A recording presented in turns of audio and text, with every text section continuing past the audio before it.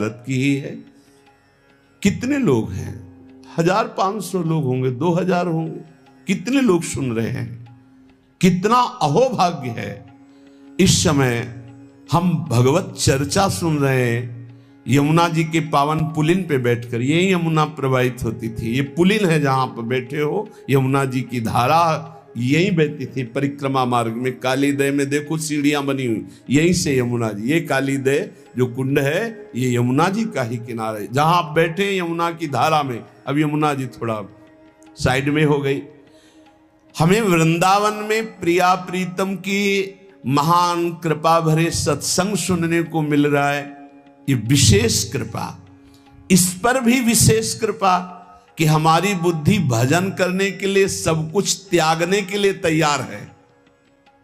विशिष्ट कृपा, हमारी बुद्धि अब कह रही कि छोड़ो सब कुछ, भजन में लगो, भजन में लगो। इस सुअवसर को हाथ से मत जाने देना, नहीं तो कृपा का अपमान करने वाला केवल पछताता ही पछताता है। ये अहेतुकी कृपा हो गई है।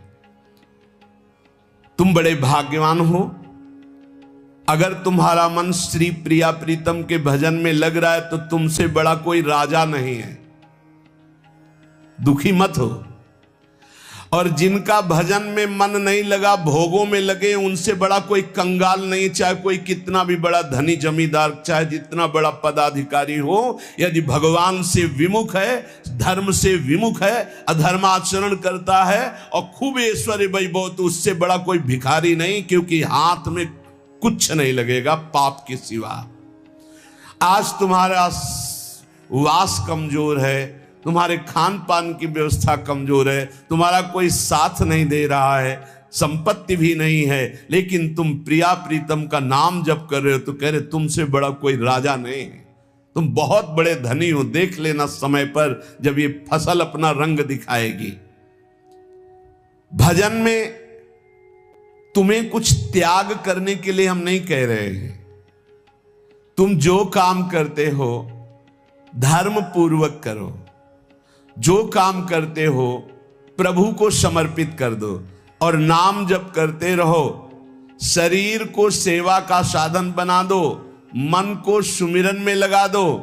आप देख लेना, अगर अहंकार नहीं करोगे तो तुम्हारा बेड़ा पार हो जाएगा। शरीर को सेवा में लगा दो, जो कर्म करते हो धर्म पूर्वक करो, उनको प्रभु को समर्पित कर दो और नाम जप करो। और अहंकार नहीं करोगे तो बहुत जल्दी तुम ज्ञान को प्राप्त हो जाओगे। तुम्हारे हृदय में ज्ञान प्रकाश हो जाएगा, तो अहंकार नष्ट हो जाएगा। अहंकार नष्ट होते ही भगवत तत्व का बोध हो जाता है। देखो, तुम्हें कहीं भागने की जरूरत नहीं है। मन की दिशा जो भोगों की तरफ है, उसे मोड़ करके प्रभु की तरफ लगानी है। तुम्हें जो ही प्रभु की तरफ अपने मन को, अपने मुख को मोड़ा, तो बिना साधन किए करोड़ों जन्मों के पाप नष्ट हो जाते हैं। सन्मुख हो ही जीव मोहि जब ही, जन्म कोटि अघ नाशो तब ही। जे ही जीव भगवान के सन्मुख हुआ, मन को मोड़कर प्रभु की तरफ किया, राधा राधा, करोड़ों जन्मों के पाप नष्ट होने लगते हैं।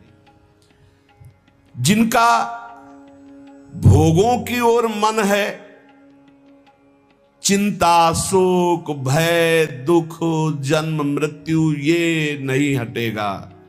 चाहे जितना रुपया जमा कर लो, चाहे जितना भोग लो, चिंता शोक भय मृत्यु ये तुम्हें सताते रहेंगे। नरक के निंदनीय गर्त में तुम्हें गिरना पड़ेगा, महान दुख भोगना पड़ेगा। इसलिए तुम पर भगवान की कृपा हो गई है। मनुष्य शरीर, सत्संग, भजन की महिमा। अब आप अपने ऊपर कृपा कर लो कि भजन में मन को लगाओ। विश्वास करो, अपने को जो भजन में लगाता है, मानो पग पग पर अपनी सुरक्षा कर रहा है, पग पग पर अपने को सुख की तरफ ले जा रहा है। और जो अपने मन इंद्रियों को भोगों में लगा रहा है, तो पग पग पर अपने को फंसा रहा है, वो दुख भोगने की तरफ जा रहा है। देखो भगवत कृपा बरस रही है, सब तरफ से कृपा बरस रही है, तुम्हारे ऊपर अपार कृपा हो गई है। बस तुम इस कृपा का परिचय करो और इस कृपा के परिचय को प्राप्त करके डूब जाओ। हमारे ऊपर अपार कृपा श्री जी की। भगवत प्राप्ति के लिए ये बहुत अनिवार्य है कि इस कृपा का आदर करो। जो जो आपके ऊपर कृपा हुई उसको वर्ण करो। कितनी कृपा। ये देखो वृंदावन में बैठ करके भगवत चर्चा, कथन, श्रवण, नाम कीर्तन, पद गायन, संत दर्शन, भगवत दर्शन, कितना सौभाग्य। जगत को सुधारने वाली बात भी अपने मन में मत लाओ। इस वर्ष की स्मृति को देख करके कह रहे हैं, क्योंकि खास स्मृति जो जागृत हुई इसमें बड़ा परिवर्तन, 40 वर्ष में बड़ा परिवर्तन। आगे अगले जन्म में क्या हमको भजन करने के लिए अवसर मिलेगा पता नहीं, कितना विघ्न आ जाएगा। इसलिए तुम वंचित न रह जाओ भगवत प्राप्ति से, नहीं तो बहुत दुख भोगना पड़ेगा। तुम अपनी प्यारी से प्यारी वस्तु जो है, प्यारे से प्यारे जो संबंध है, उनमें झांक कर देखो। प्यार है तो प्रभु से है। अगर प्रभु शरीरों से निकल जाए तो कोई शरीर से प्यार नहीं करेगा, चाहे पत्नी हो, चाहे पुत्र हो, चाहे कोई प्यारा हो। तुम उसी प्यारे से प्यार करो, निहाल हो जाओगे। सचमुच विश्वास करो, वो सामने नहीं आ रहा पर वो छुप छुप कर आपको बहुत प्यार कर रहा है। सब मम प्रिय, सब मम उपजाए। सच्ची सच्ची सच्ची बहुत प्यार करते हैं प्रभु, बहुत प्यार करते हैं प्रियाजू अपने लोगों को। अहेतुकी कृपा। हमारा प्यार देखो क्या है, ईमानदारी से देखो, 100 में 1% प्यार नहीं प्रिया प्रीतम के प्रति, और उनका 100 का 100% हमारे प्रति प्यार है।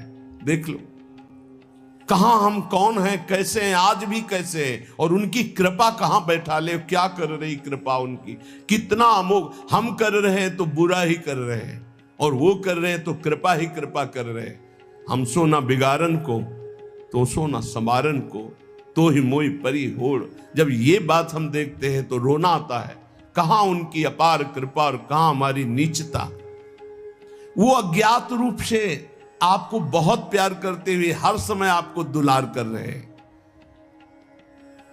वो तुम्हें कभी एक क्षण के लिए भी नहीं छोड़ते। तुम केवल निरंतर स्मरण करो तो तुम्हें दिखाई देगा कि उनका परम अभय कर कमल तुम्हारे सर पर रखा हुआ है। अब किसके आशीर्वाद की मांगने की जरूरत है। तो आप पूछेंगे कि यदि इतनी बात आप कह रहे हैं कि हमारे को चारों तरफ से भगवान की कृपा घेरे हुए है, हमारे ऊपर भगवान का अभय वरद हस्त है, तो फिर मैं जल क्यों रहा हूं, मेरे अंदर जलन क्यों है, हृदय क्यों नहीं शीतल हो जाता। दिन रात हृदय में शोक है, विषाद है, चिंता है, आग की तरह जल रहा, चैन नहीं मिल रही है। ये क्या कृपा है आपकी, ये क्या आपका अभय वरद हस्त है। आप कह रहे हो सब पर कृपा है, तो मेरा तो हृदय जलता रहता है, मेरा तो हृदय विषाद, चिंता, शोक से युक्त रहता है। उत्तर यह है, ना आग है ना जलन है, तुम समझ नहीं पा रहे हो। तुम्हारी उल्टी सोच की जलन है, तुम्हारी उल्टी समझ के कारण ये जलन है। अगर समझ जाओगे तो निहाल हो जाओगे। तुम्हारी उल्टी चाल है, दुख की तरफ चल रहे हो, असत का चिंतन कर रहे हो, जो जलन है उसका चिंतन कर रहे हो, उसमें फंसे हो, इसलिए जल रहे हो। क्या होगा, इतनी संपत्ति से क्या होगा, इतना हो जाए तो। आज तक कोई ऐसा मिला हो कि हाथ उठा के भगवान से कह दिया हो कि बस अब मत देना, संपत्ति हमारे लिए पर्याप्त है? कभी नहीं।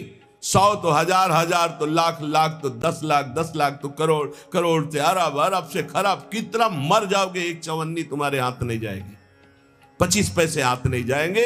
बस ये सोच तुम्हें नरक ले जाएगी, तुम्हारी दुर्गति कर देगी। यही तुम्हारे जलन का कारण है। जलन का कारण भगवान नहीं है, जलन का कारण और कोई व्यक्ति नहीं है। जलन का कारण आपकी सोच है, आपका चिंतन है, आपका भाव है। इसी भाव को, जो मलिन भाव है, भगवत भाव में लगा दो, अभी आनंद में डूब जाओगे।